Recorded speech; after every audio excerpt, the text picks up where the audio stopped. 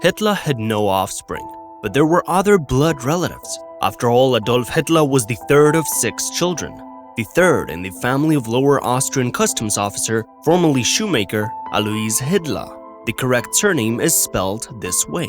But from birth, Alois had a different one. The wife of the man who, for some reason, decided to change his surname was Alois' niece, Clara Bölzel, maid in the estate of a German banker of Jewish origin. By the time Adolf became the Führer of Germany, only the youngest, Paula, remained out of all his brothers and sisters. 4 relatives died as children from diseases, and his paternal brother suddenly committed suicide.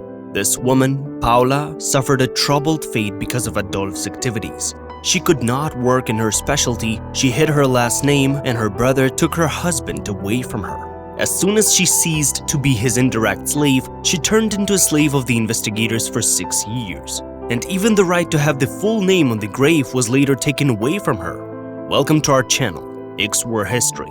Today we'll talk about Adolf Hitler's relative, Paula, and her fate. Paula Hitler. Who is she?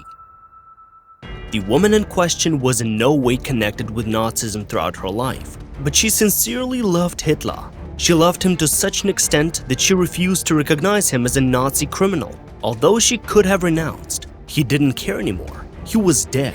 But no, she acted rather strangely. The woman considered here serves as the ideal of sisterly perverted love. Like, you don't need to betray your own blood, even if the whole world is up in arms against it. From a moral point of view, the position can be viewed in 2 ways. On one side of the scales is the ancient, still primitive moral instinct in the name of the family.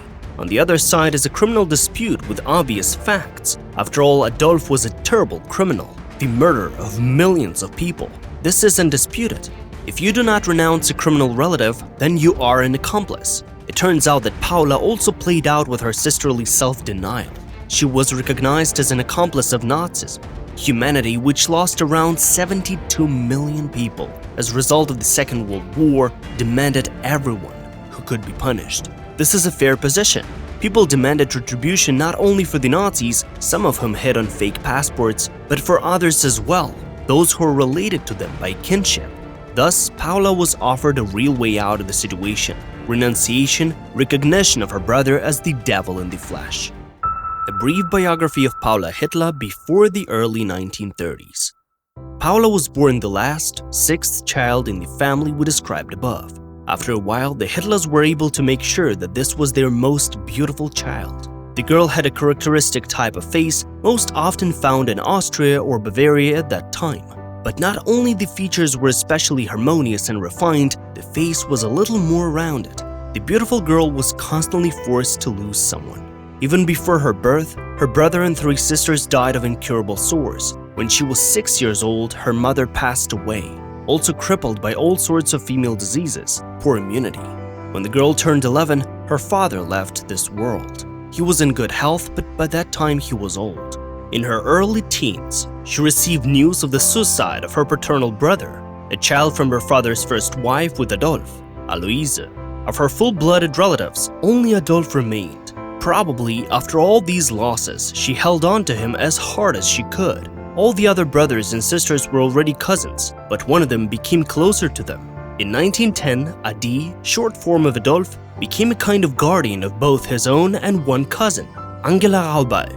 He was about to turn 22 years old. At that time, he was quite an adult man. Adi could have become an artist, but the owner of the art school, a Jew, could not forgive him for drawings with military equipment and battles. He expelled the young Hitler for such a theme. And then at the same time, the guy's father is just dying in front of his eyes. He no longer had time for the arts, nor for the theater, and not for reading all sorts of fashionable books. The real school had long been completed, and it was necessary to work.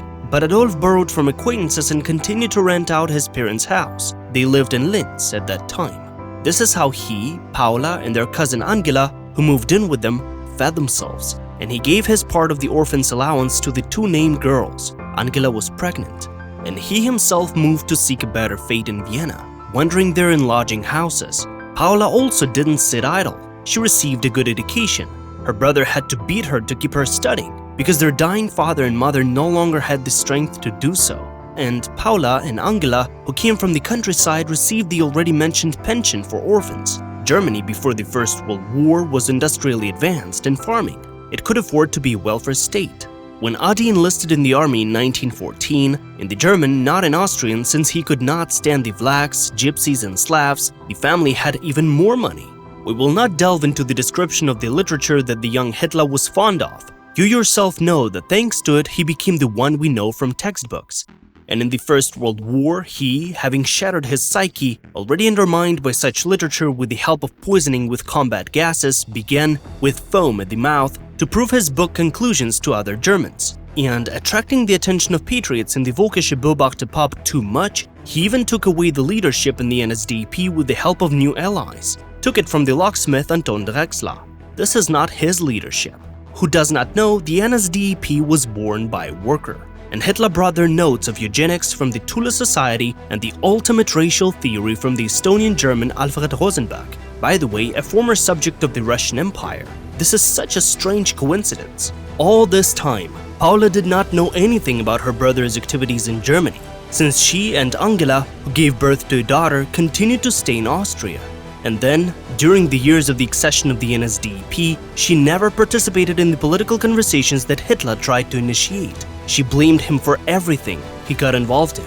But it was this that brought Hitler's sister, cousin, and another cousin, still baby Geli, dividends in the form of an increased food ration.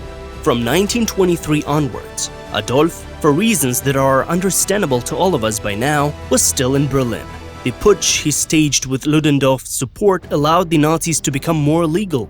But there were three other political forces, fans of the Kaiser, barons, socialists, intellectuals and Jews of all backgrounds, and puppet party of industrial oligarchs. All of them sought to get rid of the upstarts who had committed a putsch. In fact, each side of the quartet had its own pocket army. A showdown began between them. In the mid-1920s, Hitler's already grown cousin Geli moved into his apartment, whom some biographers of the world's main Nazi almost write down as his platonic mistress. Paula and Angela were very worried about the young girl. In fact, Geli was more of a housekeeper and personal secretary. Later, Hitler would forbid Paula to marry a man whose candidacy he categorically did not approve of. Paula was obedient, but the most obedient was Geli, who was entrusted by her uncle to invite all the relatives to the First National Congress of the NSDAP. It took place in Munich, from where the main Fritz began his ascent to the political Olympus, and before that, he underwent army training here. As is known from the documents, of all the relatives, only one cousin, Maria Koppensteiner, or Schmidt, was lured in by the Nazis, and all the rest were extremely apolitical people. For refusing to be members of the now only party, Hitler called Paula and Angela two stupid geese. They irritated him because they did not want to entrust him with complete control over their fate. As for Paula, she already had enough problems because of a relative. In 1929, she began to have misunderstandings with the insurance company where she worked. And a year later, the same company, having finally decided on the political course, outright kicked her out. She had to return to rural Austria, to her roots. At least her relatives fed her. But the company in which Paula worked clearly miscalculated in its political forecasts. From 1932 to 1933, the events that brought the National Socialists to power took place. Hitler, who was in prison a couple of times, did not waste time there either, wrote Mein Kampf, which immediately began to be replicated after the victory. And what about Paula? Did she manage to return to her previous place of work? Geli Raubei secretly transferred money to her. Hitler was much calmer about Paula after she left Vienna. Not knowing where his relatives lived, none of his enemies could blackmail him. And he had enemies. A lot. Until the night of the Long Knives, the only army of the NSDAP was the Stormtroopers, SA, with whom the Hitler clan had a misunderstanding in terms of some aspects of ethics, ideology and state structure. Military protection was provided only to members of the NSDAP, among whom were only him, Geli Raubei, who lived with him, and Maria Koppensteiner. That is why we know nothing about the activities of the rural part of the Hitler family. In particular, little is known about Paula that will be described below. Paula Hitler in the pre-war period of the Third Reich.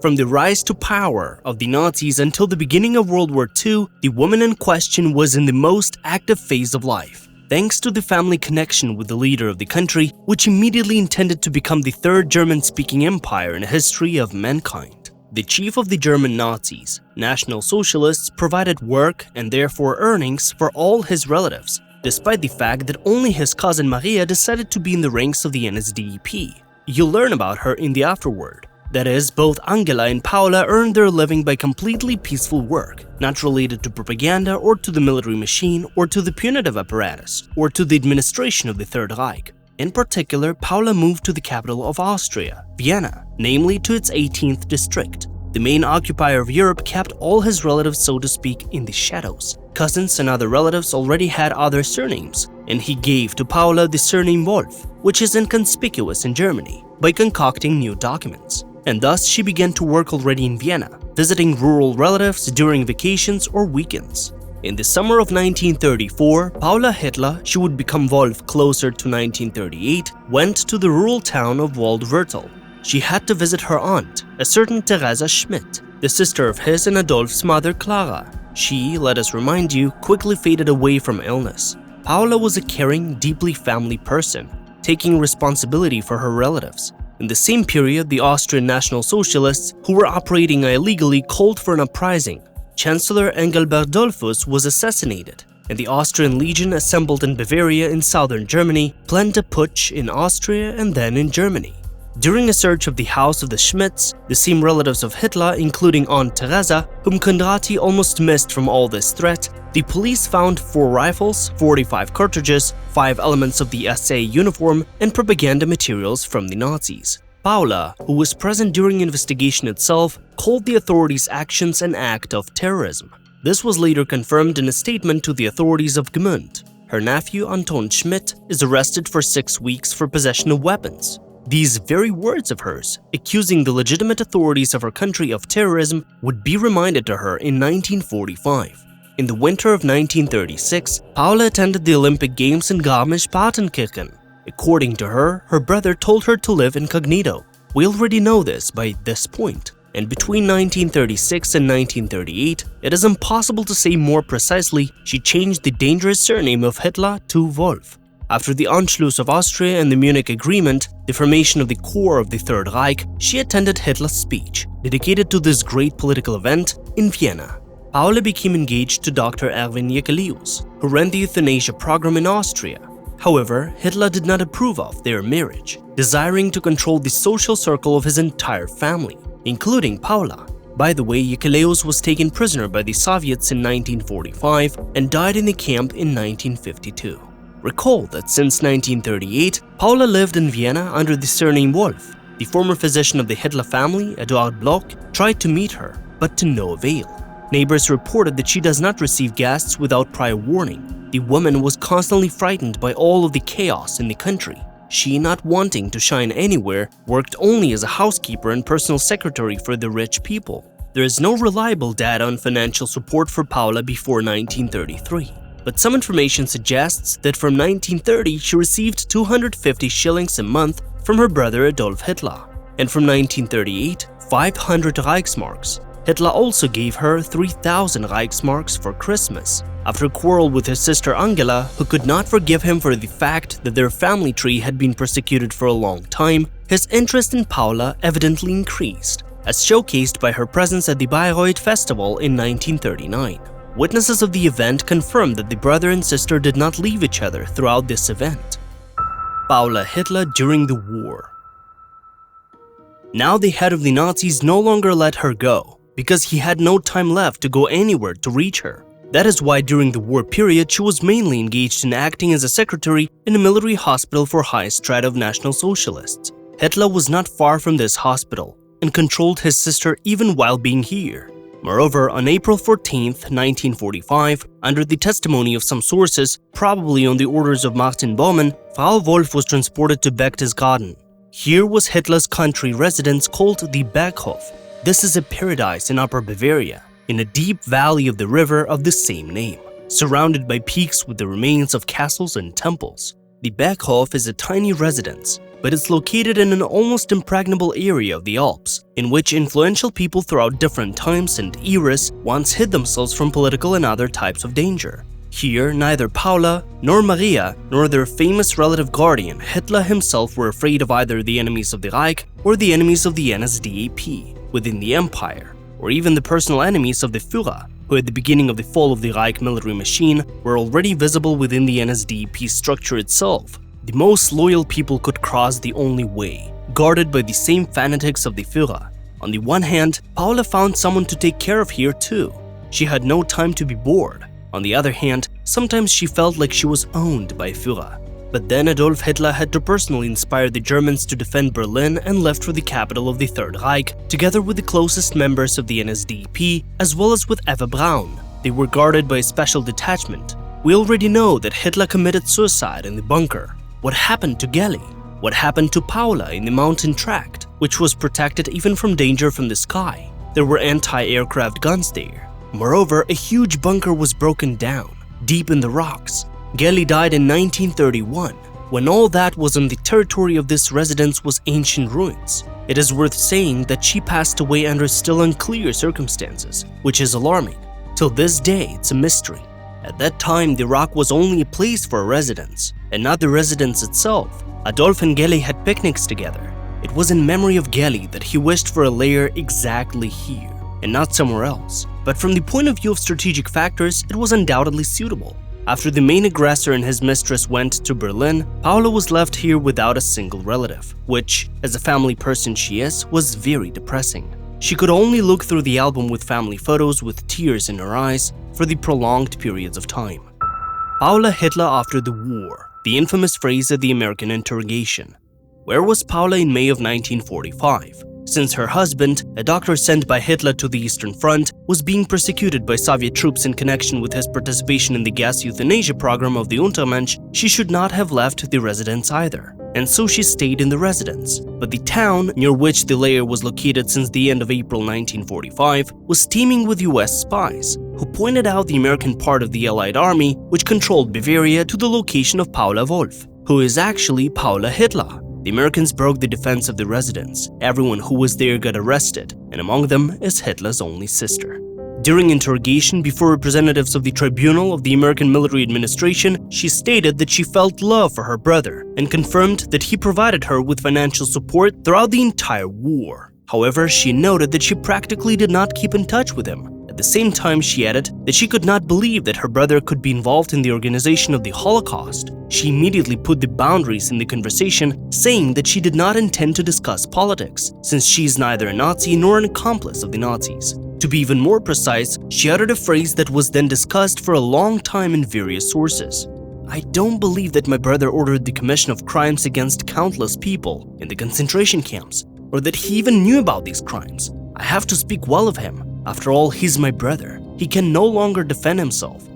The main confirmation of this testimony is contained in the surviving excerpts of the conversation with Paula Hitler, recorded in 1958 by the documentary filmmaker of the United Kingdom, Morley. The investigators found this statement rather bold, especially given the fact that some of Hitler's relatives, the same Schmidts, once kept weapons intended for an armed coup by the Austrian Nazis. Paula Hitler was arrested, as they say, until all the circumstances were clarified. But no evidence was found proving her personal participation in at least one of the Nazi crimes. She was released as a result of the investigation in the year 1951. 7 years later, she was visited by the same British documentary filmmaker Peter Morley, on whose camera she repeated what she had said to the Americans in 1945. On December 1st, 1952, she moved to a small one-room apartment with an area of 16 square meters in Berchtesgaden, in the town lying under the same mountain residence where she was arrested. Back in 1945, she had connections here. Paula Hitler in the 1950s and her end. Paula spent all her last years here. She took care of the flowers and went to the market, also met the same British guy at the table in 1958. We will never know if she was under threat by any people who suffered from Nazism. She was also silent about how the inhabitants of this place treated her. She was too delicate to publicly complain about her fate. Everything suited her. She, as in a homeless childhood, was entitled to social assistance, only now according to her age. At the end of the decade, she began to especially worry about her stomach, and so finally, on the first summer day of the new decade, in 1960, Paula Hitler, in 1945 she regained her real surname, died of these very stomach issues, or rather from the cancerous tumor that struck her. She was buried in the cemetery of the town, which had already become her last shelter.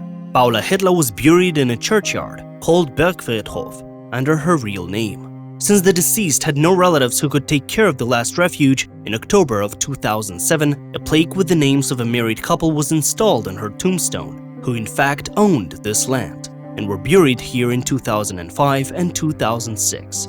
Thus, there is no grave or even a tombstone left of Paula. You are watching Explore History. Subscribe and leave a like. Also, click on other episodes we have if you want to know more about World War II history, and see you later.